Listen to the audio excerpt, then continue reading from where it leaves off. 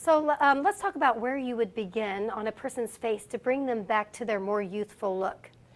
So that's my everyday client consultation.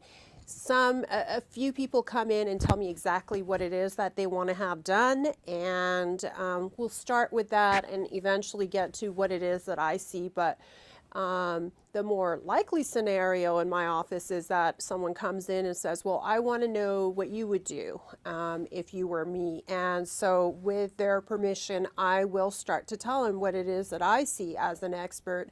And I try and really, really be gentle. No one needs to feel bad about the things that I see when they walk out the door. And I always say, you're going to walk out and tons of people are going to look at you, and not even 5 or 10% of those people is going to pick up or realize that there's anything wrong with you.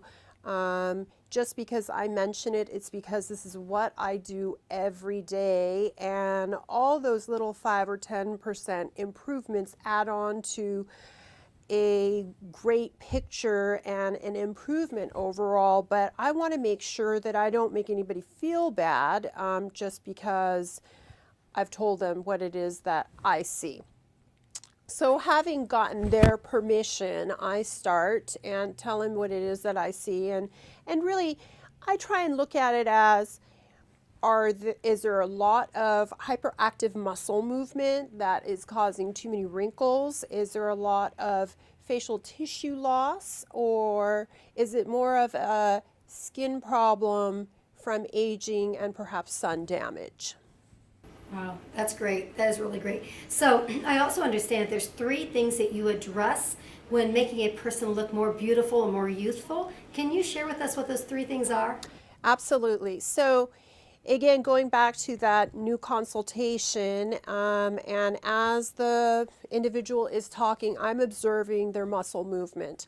So the first thing is their muscle movement. Do they look like they're angry and they don't mean to be? And if you walk around with a scowl the whole entire time when you're interacting with people, people subconsciously think that you're upset or mad and will be defensive towards you. So the first thing that we want to correct is any facial movements that are working to your disadvantage. And those usually occur in between the brows, on the forehead, and around the eyes. The next thing that I look at is how is the person aging. And by aging, I mean their bone structure, their soft tissue. And what happens with aging is that we lose a lot of the mass in our face. But it's not just a matter of soft tissue, but also the bone resorption. So you start to get a melting effect from the sides, and everything kind of comes forward, and you start to see lines. What we used to treat perhaps 5-10 years ago were just the smile lines, but now we know that we have to actually start further back up, or it's going to look somewhat artificial just to treat those lines.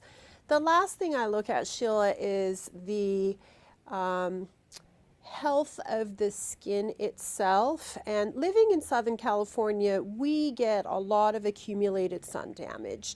And I have patients tell me all the time, I have been wearing sunscreen for about 5 years consistently. The problem started when they were children and they were playing at the beach without any sunscreen, and that accumulation of sun damage from childhood to adulthood before you started taking care of your skin is what we're now seeing on the surface of the skin.